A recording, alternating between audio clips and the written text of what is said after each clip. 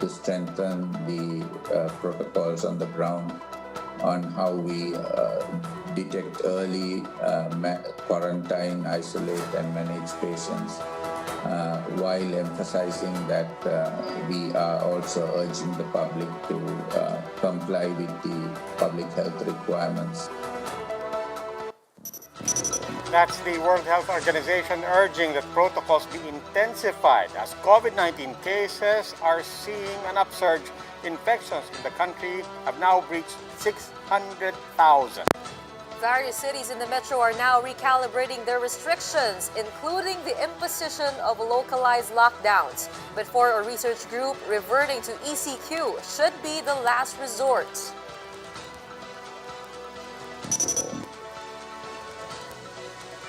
Good evening, I'm Gretchen Ho. And I'm Robbie Alampay. You're watching The Big Story. Some local governments in the metro have started to reimpose strict quarantine measures as COVID-19 cases surge. But Metro Manila mayors say another ECQ is not yet on the table. The Octa Research Group agrees, saying an enhanced community quarantine is not yet needed to contain the spread of the virus. Joe Francisco with The Big Story. Quarantine passes are back at least in Caloocan. The city is reimposing the use of color-coded passes for residents leaving their homes. This as cases spike in the metro amid the emergence of COVID-19 variants. Mas kami, ngayon nagdo-double digits tayo as high as 50. Kaya very alarming. Starting this midnight, Caloocan will also implement a 4 to 10 a.m. curfew. Other LGUs are following suit. San Juan will also have a citywide curfew, while Manila will re-implement barangay-specific lockdowns. Quezon City has expanded its lockdown in Barangay West Camias to include 12 additional families. For the Octa research team, there's no need yet to revert to an enhanced community quarantine. Case in point, Cebu. On 1 PHS sa Totoo Lang, Dr. Guido David said the trend has tempered in Cebu City, Mandaue, and Lapu-Lapu even without escalating restrictions. We can use it as a last resort pag talagang umabot na tayo sa critical or catastrophic levels na sobrang dami na ng cases. The group recommends instead that international border control be tightened and for capacity in establishments be reduced. On One News agenda, MMDA's Jojo Garcia said only localized lockdowns are plausible. Sabi nga nila, hindi na natin kaya mag-lockdown. Talagang hirap na, madami na nagugutom. Testing czar Vince Dizon says they're now reconsidering proposals to ease restrictions. We're not going to loosen up, and if necessary, if and when necessary, we are going to lock down in the same way that LGUs like Pasay and other LGUs in NCR have already conducted localized lockdowns. For the World Health Organization, stronger protocols on the ground can address the surge. How we detect early, quarantine, isolate, and manage patients, while emphasizing that we are also urging the public to comply with the public health requirements. The WHO is not yet qualifying the recent surge in cases as a second wave of infections in the country. And with limited cases, the WHO has yet to determine whether there is community transmission of new COVID variants. Jovi Francisco, we are One News. Just last month, Metro Manila mayors voted to ease restrictions to MGCQ, propelled by renewed optimism on the vaccine rollout. Fast forward to today, we have rising infections and at least 2 new variants to watch out for. How are NCR chief executives addressing this? Joining us tonight, Navotas City Mayor Toby Chanco to share some updates on his locality. Good evening, Mayor Toby. Yes, good evening, Robbie. Good evening, Gretchen. Mayor, sabi po ng WHO, they're calling for and they're trying to encourage stricter protocols on the ground level. What does this mean for Navotas? What does stricter protocols on at ground level mean? Sa Navotas, we really haven't loosened up that much, no? Kasi yung dating curfew namin na 8 p.m. to 5 a.m., niluagan lang namin yan noong February 1 at ginawa namin 10 p.m. to 5 a.m., no? yung granular lockdown, even nung bumaba yung cases namin to 33 cases noong February 7, tuloy-tuloy yung granularized lockdown as necessary. Kaya lang ngayon, mas dumami na nga yung granularized lockdown. No? Sa tingin ko, ang kailangan is yung mas mahigpit na pagpatupad ng health protocols, lalong-lalo na yung pagsuot ng face mask doon sa looban, doon sa mga eskinita. Kasi doon sa case ng Navotas, ang nakita namin, ang taas ng positivity rate within the household. Pero pagdating naman sa mga kasama sa opisina na naging close contact, hindi naman mataas yung positivity rate. So ang ibig sabihin is yung hawaan ay nasa loob ng bahay.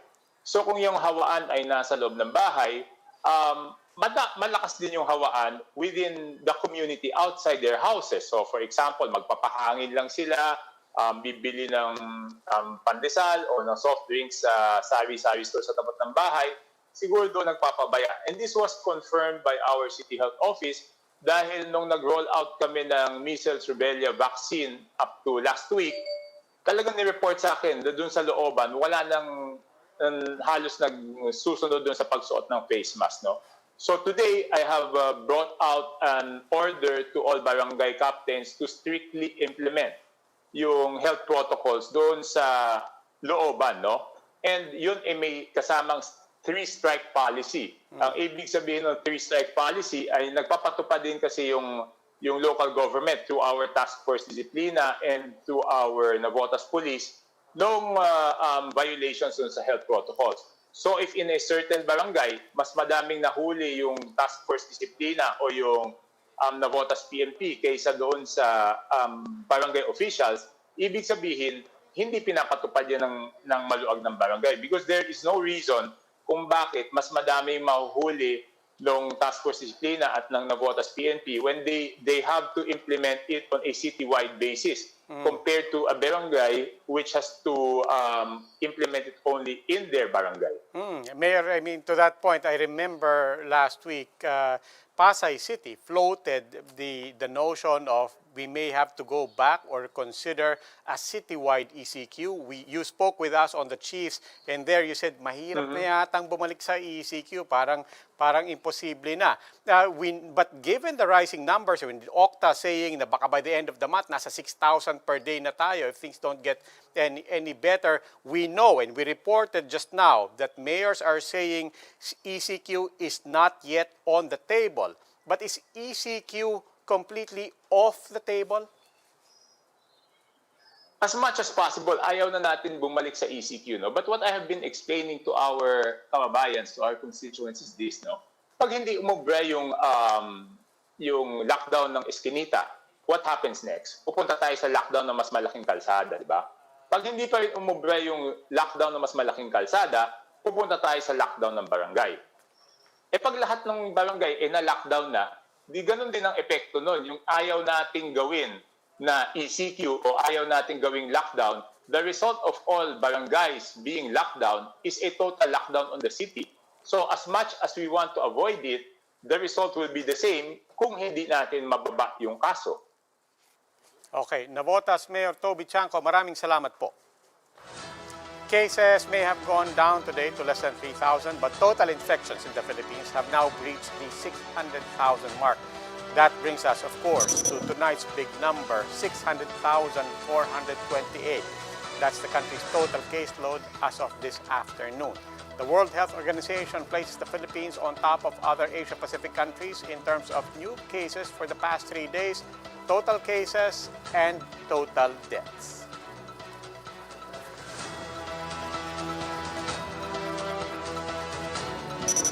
These are the other big stories tonight. More vaccines should be on their way to the country. The government will ink a deal for 30 million doses of Novavax, and over 100,000 Pfizer doses may arrive as early as later this month. After an encounter with the police, the mayor of Calbayog City in Samar and 3 of his bodyguards were killed in an ambush in the city Monday night. And unemployment rate in January stays at 8.7%.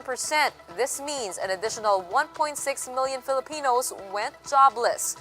Compared to January 2020 figures, these big stories right after break.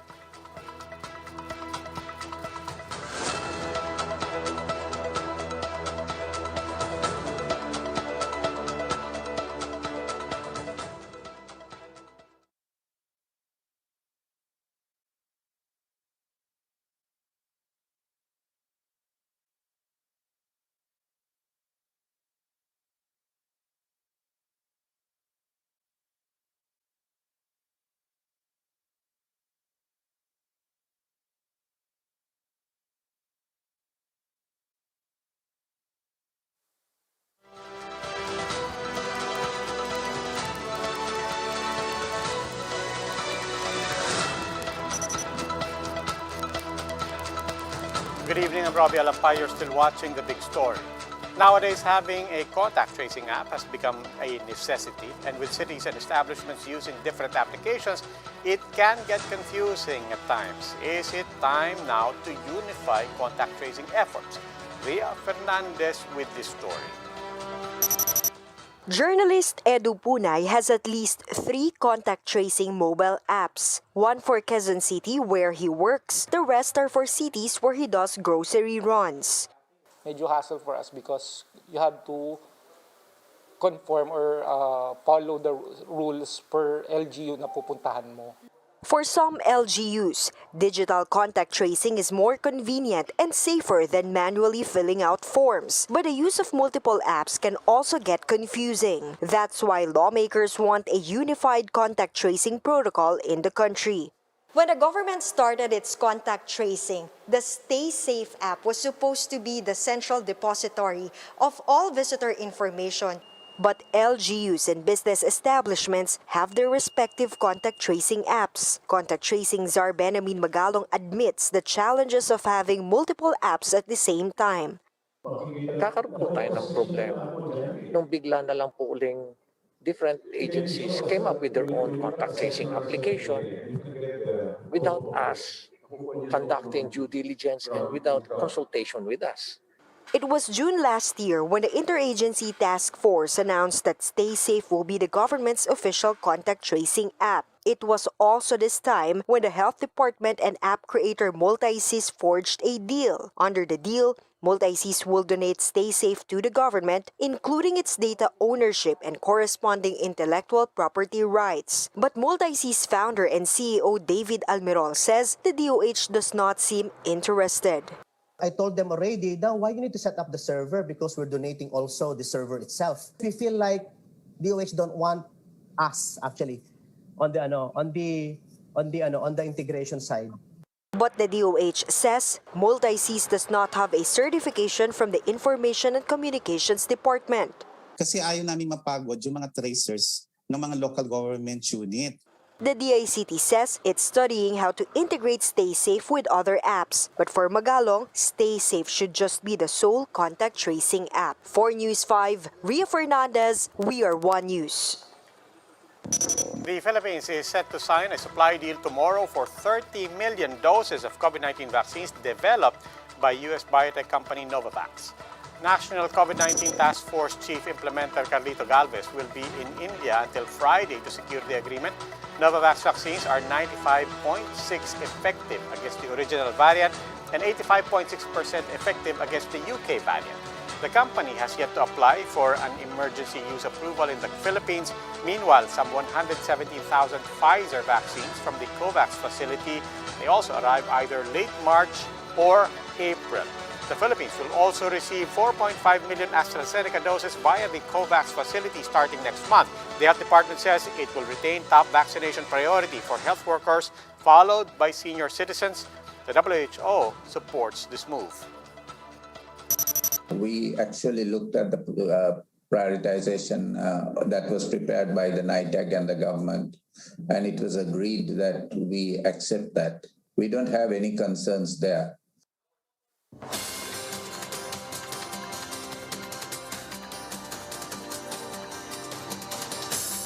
Time for an extra's look at some of the day's big stories. The Justice Department is asking the NBI to handle the probe into the shootout in Calbayog City. City Mayor Ronaldo Aquino, 2 of his companions, and 3 policemen were killed in an encounter. Based on initial investigation, Aquino's bodyguards had a gunfight with policemen from the Samar Provincial Drug Enforcement Unit. The Justice Department said it's still verifying whether the killing of activists in Calabarzon raids fall under the jurisdiction of its AO35 task force. This body prosecutes politically motivated killings. Undersecretary Adrian Sugay said the task force's scope is limited to cause-oriented groups engaged in legitimate dissent or opposition. Sugay said the agency needs to assess whether the case is covered by this mechanism before they can launch a deeper investigation. And still on the DOJ, Justice Secretary Menardo Guevara said they will submit soon an inventory of cases involving the killings and of human rights lawyers. Petitioners against the anti-terror law also condemn these attacks, saying around 50 lawyers have so far been killed under the Duterte administration. Guevara said the DOJ has signed an agreement with the IBP to work closely on the matter.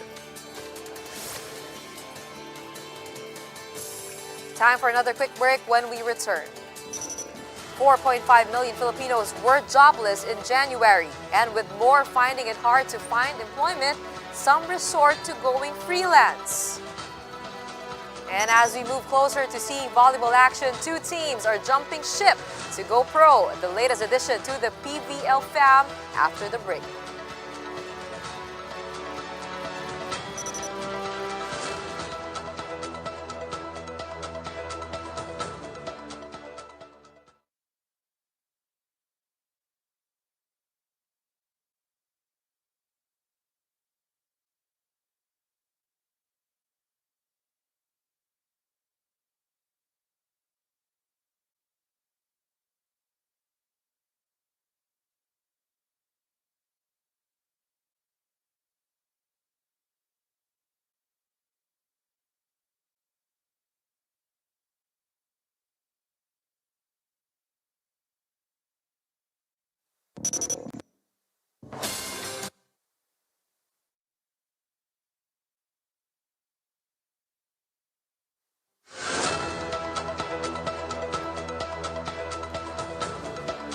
Good evening, you're still watching The Big Story. I'm Robbie Alampay.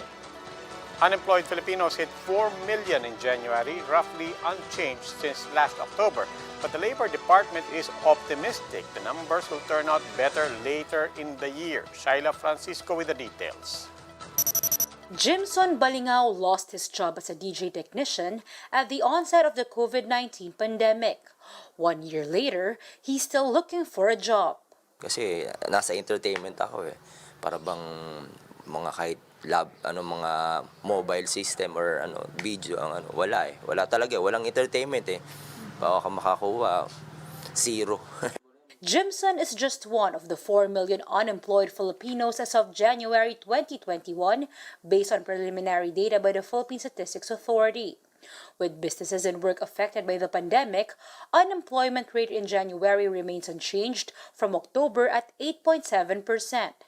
But compared to a year ago, there are now an additional 1.6 million unemployed Filipinos. This is the third highest unemployment rate since April 2005. Underemployed Filipinos also increased to 6.6 million. Rise in unemployment was highest in Calabarzon at 13.1%. The sectors of entertainment, electricity, and accommodation had the largest employment drop year-on-year. On the flip side, some 1.6 million people were added in the labor force, and 1.4 million workers regained employment since October. In an interview with Business World Live, AAA Equities President Matt Cabangon said that economic recovery will be no walk in the park. Inflation's coming up. So oil prices, food prices, unemployment's not getting much better.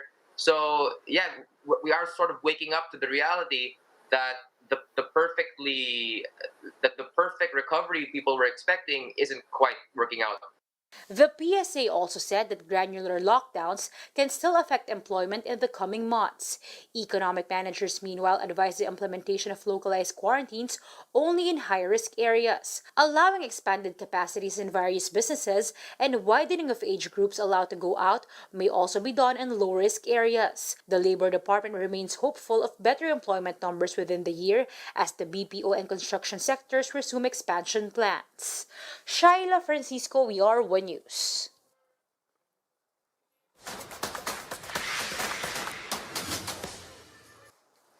Good evening, I'm Gretchen Ho, your Woman in Action. With millions of Filipinos still unemployed in the midst of the pandemic, going freelance has become more appealing to many job seekers. But what does freelancing entail? Two freelancers in action will tell you in my report.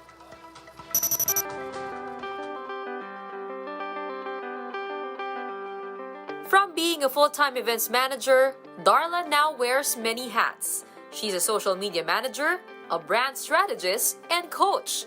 Darla has entered the world of freelancing. Yung mom ko naman, she's very supportive kasi she don't want me to go to work nung pandemic. That's when I freelancing. The freelancing babe enjoys the time and financial freedom. Going into big companies is the society's meaning of success. What I do there can actually be done through freelancing. But having graduated magna cum laude from the University of the Philippines in Los Baños, she got criticized for the move. But she shared her sentiments on a now viral social media post. Unlike Darla, AJ Di Marucot never faced discrimination in his 12 years of freelancing. In fact, somebody in the ad agency told me, who was much older than I was, sabi niya, alam mo AJ, buti ka pa, nakaalis ka na. Parang sabi niya, I think it's too late for me to leave the corporate world. Di Marucot has worked with big personalities like boxing champ Manny Pacquiao, NBA player Vince Carter, and international brands like Nike and Jordan, all without a college degree.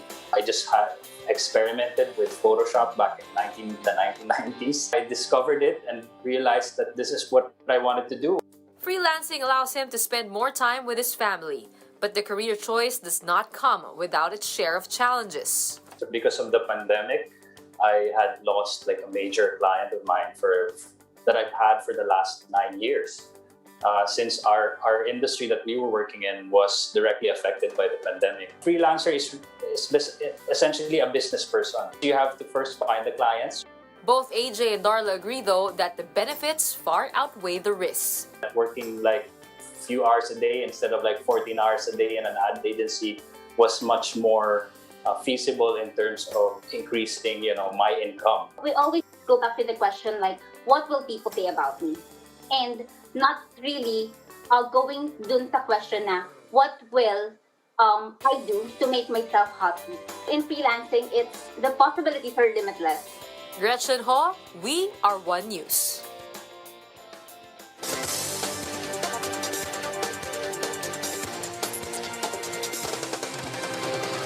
Let's take a look at the biggest stories on print and online.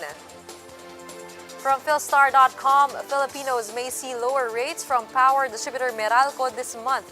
While high energy consumption is expected during the summer season, this will be offset as Meralco refunds its customers. The total refunds amount to some 13.9 billion pesos that was ordered by the Energy Regulatory Commission last month.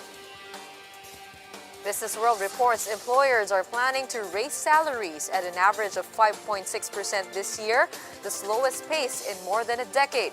This year's projected hike is lower than the actual 5.7% last year and 6% in 2019. The figures are based on a Willis Towers Watson report that surveyed more than 200 private firms. And from News 5, PHIVOLCS raises alert level 2 over Taal volcano due to increased unrest. PHIVOLCS Director Renato Solidum tells One News Now that there is an ongoing magmatic activity in the volcano which may or may not lead to an eruption. And here are the other big stories from around the world. The Biden administration announced that Americans who have been fully vaccinated against COVID-19 can meet without masks indoors in small groups. This could include unvaccinated individuals, but only if they are deemed at low risk for severe COVID-19. Inoculated Americans, meanwhile, are still encouraged to avoid non-essential travel and to continue to wear face coverings in public. Security forces quickly snuffed out scattered protests in Yangon and other towns across Myanmar using tear gas and stun grenades. This came after hundreds of young activists escaped from being trapped in a security siege in a Yangon district. On One News, the chief special envoy of Myanmar Parliament to the UN, Dr. Sasa, called for a quick and decisive action among ASEAN countries to support the duly elected government of Myanmar. Today, it can be the day when they will kill me. The people of Myanmar are crying and dying, so I think it's the time for our neighbor and the world to hear the voice of the suffering of the people of Myanmar.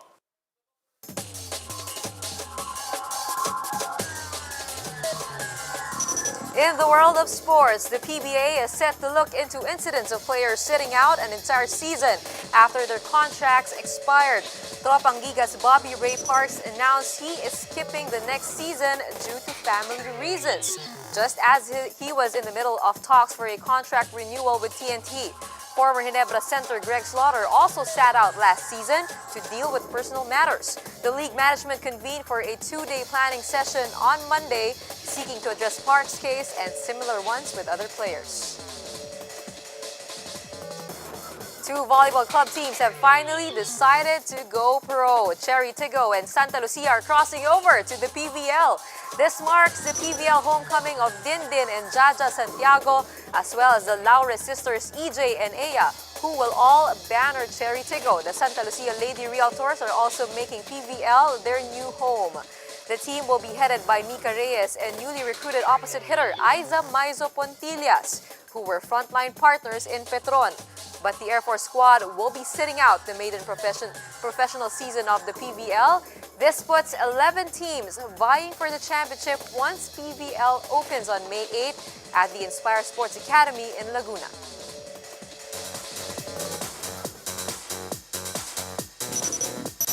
Netflix has finally revealed the lead voice cast of its anime adaptation of Budget Tan and Cajo Baldísimos 13.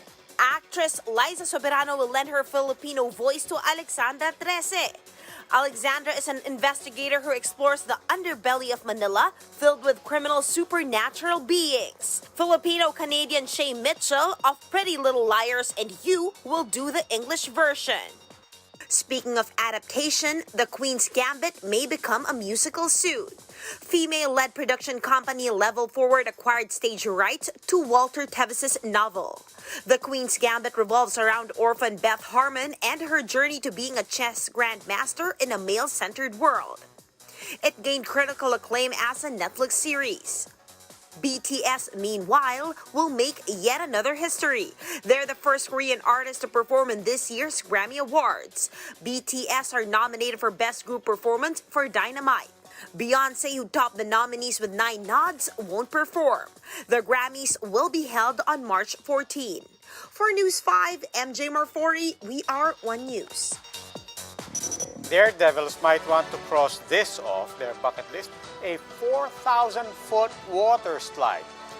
Located in Hangzhou, China, the Sandu Cliff Rafting is located on the side of Longjing Valley. The slide drops for more than 200 feet. It takes 3 minutes to reach the bottom. During the course of their glide, riders, 2 at a time, are in for a treat of verdant sights, cerulean skies, and a few splashes of water.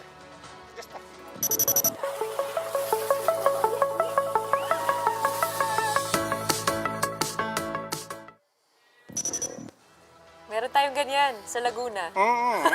Finally, we show something na kaya ko. Diba? Nobody's dancing, nobody's singing, kaya ko yan. And for sure, you're socially distanced. Kung pwede lang sana mag-travel, ano? We stay safe all the time. That wraps up today's big story. Catch us again tomorrow at 8 p.m. on Signal Channels 8 and 250. Please like our Facebook page, One News. For more in-depth analysis, visit our webpage, onenews.ph. Mask on. Wash hands and Stay safe, Philippines. I'm Robbie Alampay. I'm Gretchen Hall. We are One News. Good evening.